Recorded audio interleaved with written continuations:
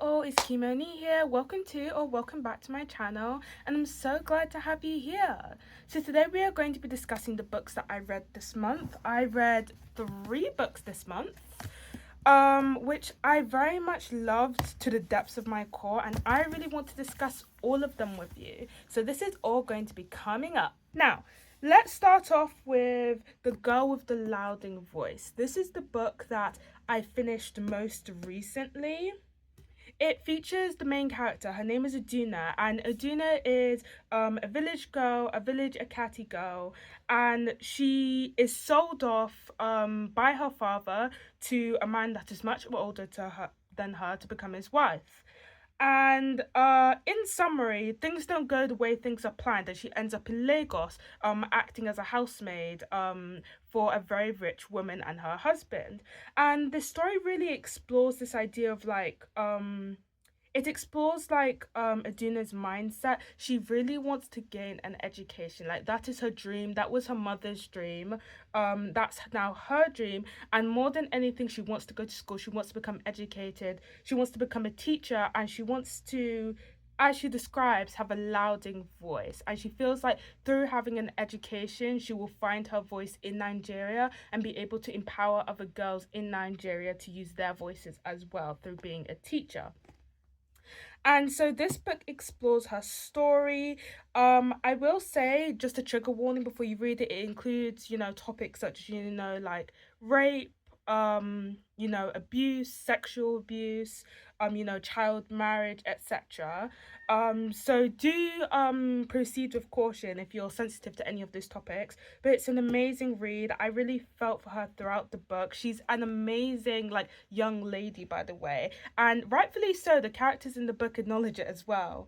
But it's a story of her hardship at such a young age and her pushing through that, and even despite the cruelty that she has experienced in Nigeria, still being able to love the country, still being able to love the people, still being able to feel for the people, even those who have abused her in her past, still loving and giving love out.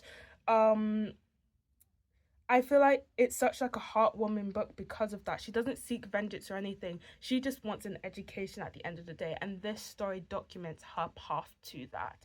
So definitely a very good read. 5 stars out of 5. Definitely check this out. It's very good. It's by Abi Dare. I really hope I'm saying that right. If I'm not, I apologize. But amazing book, very good.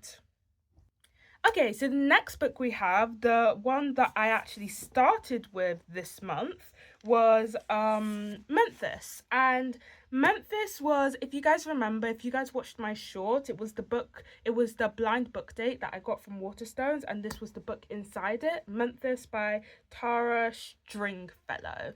And so Memphis, I'm really happy that it focused on the narratives of multiple women throughout the story.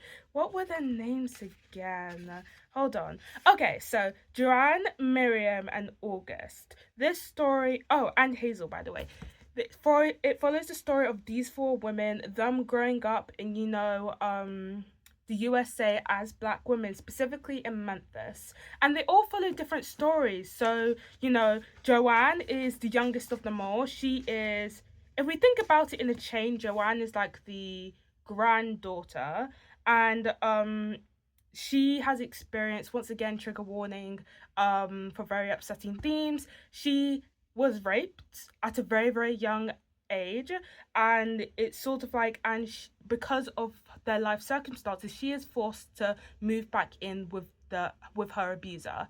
And she also has a passion for art as well at the same time, and her trying to discover herself in that household where she honestly doesn't feel safe, and rightfully so. I mean, living with your abuser, that must be tough.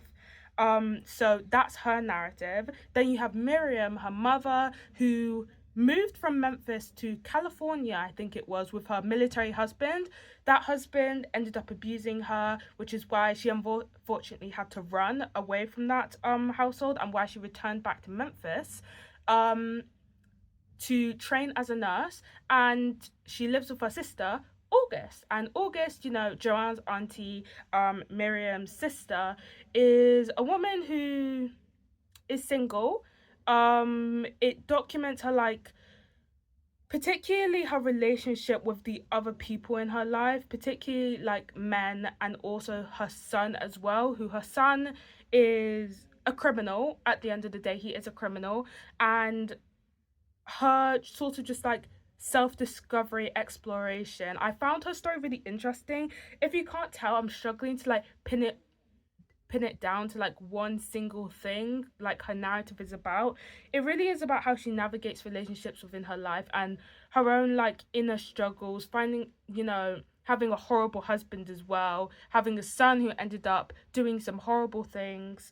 It really does document her story in that way. And then you have Hazel, finally, who is the grandmother of Miriam, sorry, the grandmother of Joanne, the mother of Miriam and August. And her story documents her life in, like, the American South in a time where, segregation still existed, etc., the civil rights movement she lived through.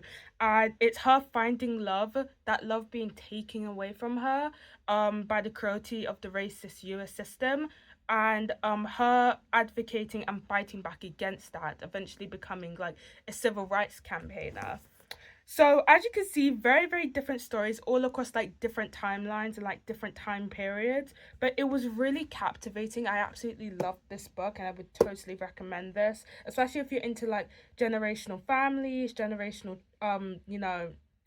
heartfelt stories based on surrounding families. I would definitely recommend this. This was a very good book.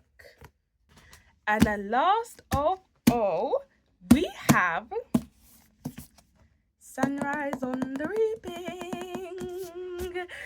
Many of you guys may have seen my short about this, about like my quick highlights of the time, my quick highlights of the story and how I felt about it.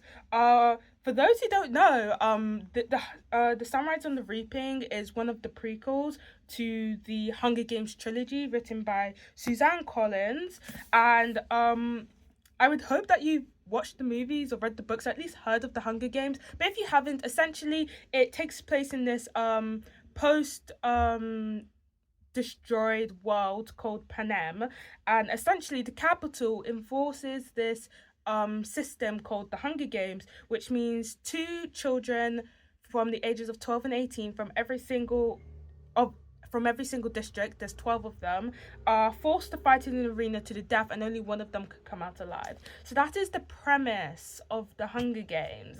And this book specifically focuses on Haymitch Abernethy's games, and the 50th Hunger Games, the Second Quarter Quell. In the original trilogy series, Haymitch Abernethy is a rebel and he helps mentor Katniss and Peeta, who are the main characters of the trilogy series. So this one focuses on his games. He was a survivor of the Second Quarter Quell, which was a game where twice the number of children were reaped from each district. So instead of the usual 24 children, there were now 48 who had to fight into the arena, and only one got to come out, which I found so like, if you're gonna double the amount of people allowed in the arena, I think there should have at least been two victors. But that's how oppression works. The capital of Snow's invention, that's how the games are crafted, to exploit the districts and to punish them for the rebellion that happened before the Hunger Games existed against the capital. It was a very, very good book. I won't touch on it too much. I've already explained the premise and everything, but again, a very heart-wrenching read. Again, trigger warning if you're sensitive to things such as death. That's scattered in here. In fact, that's the entire premise of the book, to be honest. So that's all I would say. But like, definitely check out my short. I'll link it in the comments, where I talk about like my favorite characters, my favorite moments, etc. But it was a very good read. I really enjoyed it. It's actually the first book I've read by Suzanne Collins. I've watched the Hunger Games trilogy and I've also watched like the prequel, but like, I created a short on this, which I will also link in the comments. I finally like got the entire series, like all the books, and I was like, I'm gonna read through these. First on my priority was Sunrise on the Reaping, because I'd heard so much about it, and obviously I didn't know the story in depth. The other Hunger Games series, they might wait a little whilst I get through my other books on my reading list, just because like I've already watched the movies, I know what happens, it's just about reading the book. But yeah, this was a really good book. It was amazing. Definitely would recommend. And those are the books that I read this month. I really hope you guys check them all out. They're definitely really amazing. I really loved like digging my teeth into them. Amazing stories, brilliant characters, great world building in this one, and also brilliant, like, you know, the I guess there isn't much world building because it's like built in real life, but like great characterization. Like these are some of the best books I've read for like character development and characterization. So definitely would recommend. Absolutely loved every single one of these books. If you enjoyed the video, please like, share, subscribe. If you've read the books or if you are planning to read them and you do end up reading them, please leave in the comments what you thought of them. Let me know your opinions on them. And yeah, thank you so much for watching. I'll see you in the next one. Bye.